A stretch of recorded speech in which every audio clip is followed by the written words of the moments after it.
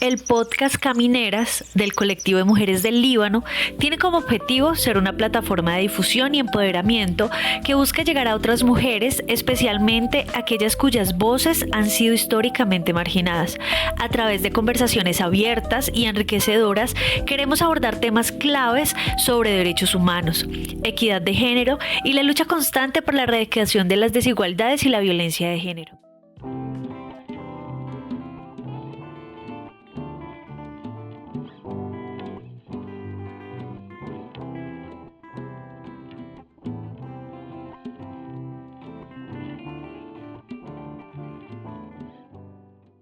Bienvenidas, bienvenidos a este espacio del colectivo de mujeres del Líbano, el podcast Camineras. En esta ocasión estamos conversando con 3 candidatas que van por el Tolima en estas justas que tendremos el próximo 8 de marzo de 2026. Y hoy Marta Alfonso nos recibió en su sede del Líbano Tolima. Estamos muy complacidas de poder conversar contigo, Marta, muchas gracias. A ti, Dianita, muchas gracias, a las camineras, muchas gracias por esta invitación y felicitaciones por esta iniciativa de radio y de acción comunicativa feminista en el Líbano. Gracias. Bueno, Martica, queríamos hacerles diferentes preguntas, pero puntualmente queremos conocer en materia de equidad de género y de mujeres, en este periodo en el que ya pudiste estar en el Congreso de la República, ¿qué iniciativas se pudieron avanzar? Bueno, realmente ha sido un periodo legislativo intenso con muchos logros en materia de equidad de género. Tal vez el que yo más resalto está relacionado con la reforma pensional. Ojalá que la Corte Constitucional quite la suspensión que hoy tiene sobre esta ley, porque en la reforma pensional se reconoce de manera importante el trabajo de cuidado de las mujeres, se acoge una orden de la Corte Constitucional que permite que a las mujeres se les reconozca 50 semanas por cada hijo criado, hasta 3 hijos máximo, y eso va a permitir que las mujeres puedan pensionarse mucho antes que los hombres, pero sobre todo que puedan pensionarse muchos más. Hoy hay un déficit terrible en el sistema pensional entre hombres y mujeres porque las mujeres, precisamente por las labores de cuidado, tenemos más dificultades para llegar a las 1.300 semanas reglamentarias, y eso ha generado que hoy en Colombia sean más los hombres pensionados, menos las mujeres pensionadas. Así que este reconocimiento al trabajo de cuidado nos acerca más al derecho pensional. Pero también hemos trabajado en varios temas, como por ejemplo la sanción del acoso sexual en el mundo del trabajo, una ley de Angélica Lozano y de la cual yo fui coordinadora ponente. Estamos trabajando en un proyecto de ley con la senadora Andrea Padilla, una animalista muy reconocida en Colombia, acá en el Líbano, con quien estamos sacando adelante un proyecto de ley para el reconocimiento de esas mujeres rescatistas, la mayoría mujeres en los municipios, para que se reconozcan ciertas prioridades, por ejemplo, en la contratación de asuntos animales en las alcaldías, a las fundaciones que ellas lideran, sí, que se les reconozca con prioridad en los programas de mejoramiento de vivienda, que se desarrolle un programa de atención psicosocial por parte del Ministerio de Salud y de las Secretarías de Salud municipales para su acompañamiento y atención, pues muchas de estas mujeres, por cuidar a los animales, terminan rompiendo sus parejas o sus vínculos familiares o quedándose solas. Bueno, realmente en materia de gestión para las mujeres hemos trabajado muchísimo. Durante este periodo legislativo se aprobó también una ley muy bella pero muy dolorosa, que los huérfanos de las mujeres víctimas de feminicidio, para que haya una atención y una protección especial sobre esos niños y niñas que pierden a sus mamás por actos feminicidas en Colombia. Bueno, no, realmente la agenda es muy intensa.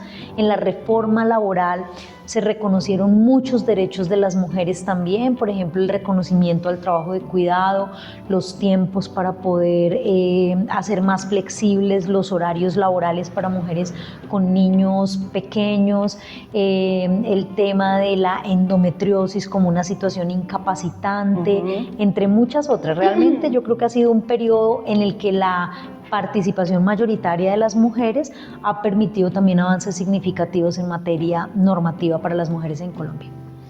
Muchas gracias, ya era tiempo, ¿no? Todas estas nacieron de unas iniciativas, pero mira, ya se convierten incluso en normas nacionales. Así es. En un sistema nacional del cuidado, en fin. Bueno, Marta, en todo este trayecto, y precisamente defendiendo la laboral, la pensional, la educación, me imagino que hubo, o me imagino no, conocemos que hubo bastante violencia política, bastante violencia de género. ¿Cómo fue enfrentarse a todo esto? Ha sido muy duro. Yo durante muchos años he formado a otras mujeres en temas de participación política. De hecho, llegamos al Líbano con un proyecto de fortalecimiento de la participación política de las mujeres desde mucho antes de ser representante a la Cámara. Hemos hecho escuelas de formación en zonas rurales, de todo el departamento del Tolima, enseñando estos temas. Pero otra cosa es vivirlo en carne propia. La violencia contra las mujeres es algo sistemático que intenta sacarnos de la escena política para que cojamos escarmiento, para que no nos metamos en las cosas de los hombres, en los escenarios que son muy masculinizados. Entonces, desde acciones o actitudes peyorativas y discriminatorias por cómo te vistes, por la estatura, por el apellido, hasta acciones ya decididas de sacarte de la escena política, por ejemplo, por no cumplir las órdenes de los machos de los partidos, por no obedecer a los liderazgos masculinos dominantes.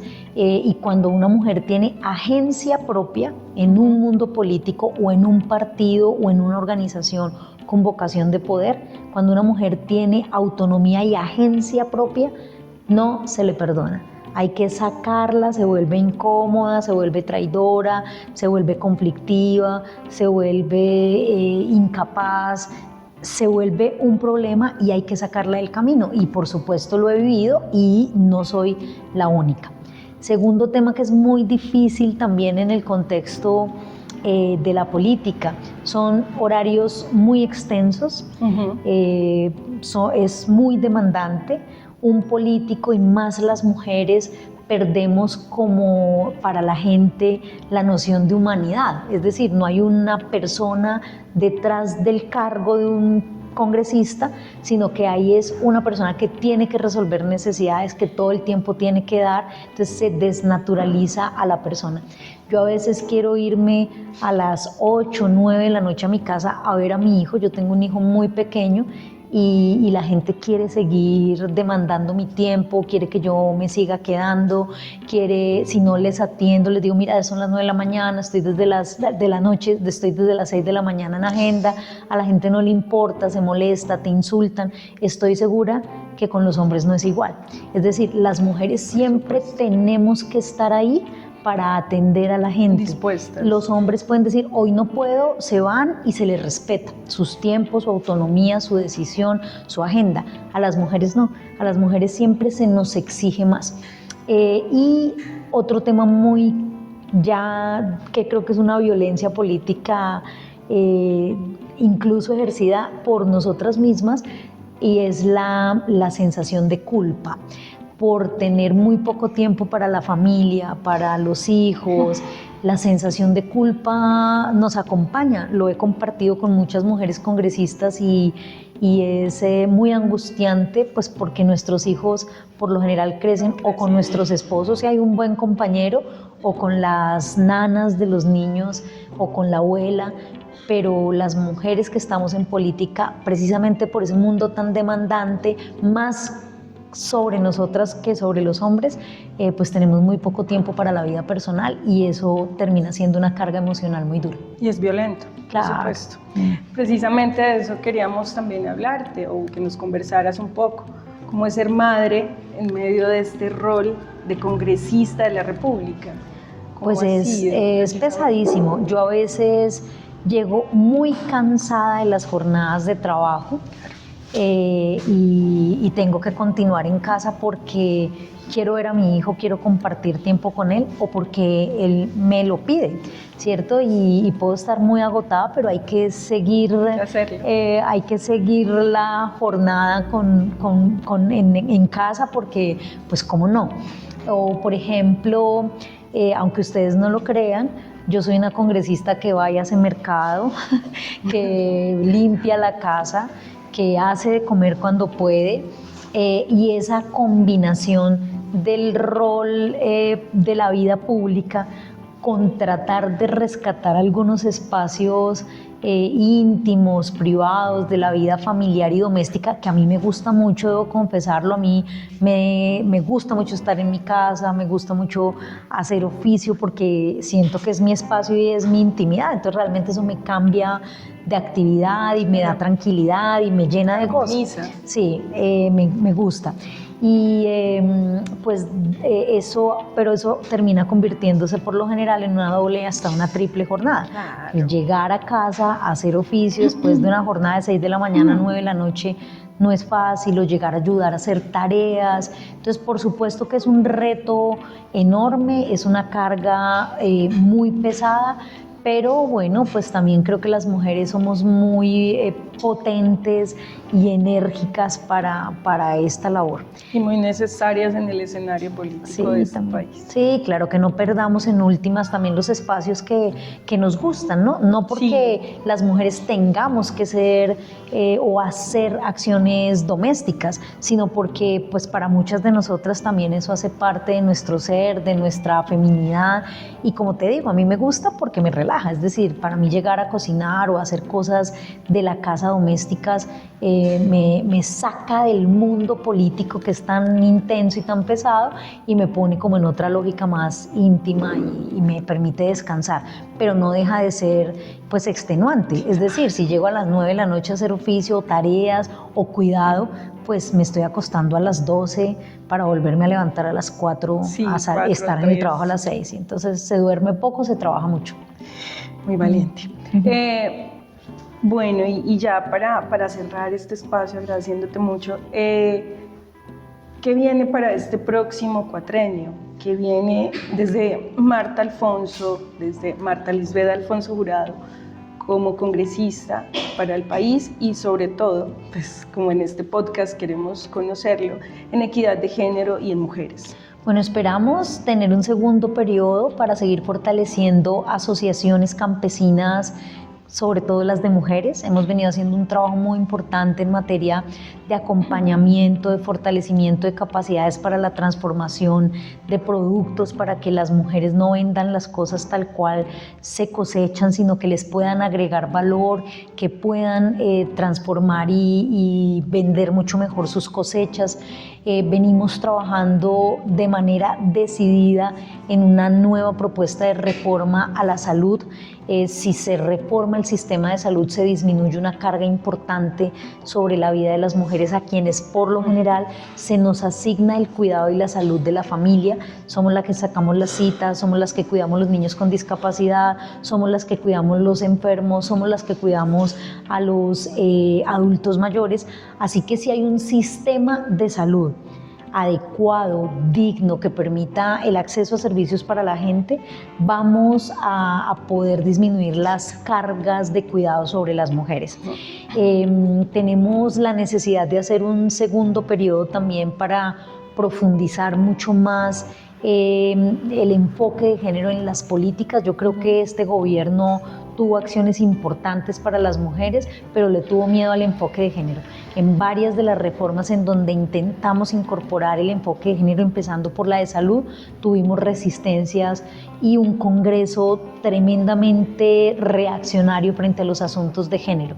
Así que yo creo que hay que seguir aumentando la participación de las mujeres, con conciencia de género, porque no todas las mujeres llegan con agendas por las mujeres, o muchas de ellas llegan a reproducir patrones patriarcales de la política, a gritar, a imponerse, a pasar por encima de los demás, un fenómeno o más bien un modelo muy masculino de la política, y yo creo que a nosotras nos toca cambiar eso. Mira, yo te voy a contar que, por ejemplo, en muchas reuniones a mí la gente me dice es que usted tiene que gritar con fuerza y usted tiene que cascarle a su contradictor.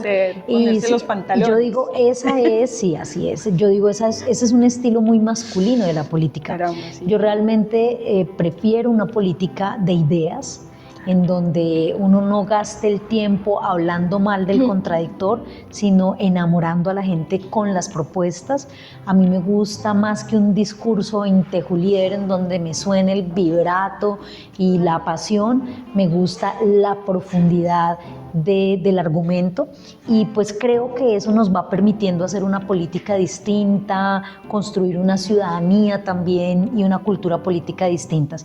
Y bueno, creo que ese es el enorme reto, seguir profundizando un modelo de ejercicio político desde las mujeres que no pretenda remedar lo que hay, que no pretenda reproducir el modelo masculino, sino que desde nuestra autonomía nos permita resignificar la política y ocuparla con toda la certeza de que entre más mujeres haya en la política, más honesta, más efectiva y más transparente va a ser la política. Fomentar la participación. Así es. La incidencia. Sí, necesitamos más mujeres en la política. Así es. Muchas gracias, Marta. Muchas gracias por este espacio. A ustedes agradecerles por vernos, por escucharnos. Pudieron conocer más de Marta Lisbeth Alfonso Jurado.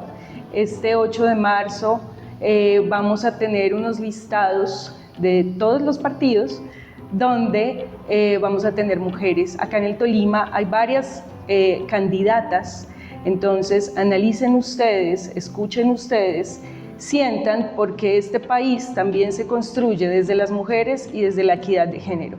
Gracias por vernos, esta es nuestra invitación. Podcast Camineras del Colectivo de Mujeres del Líbano.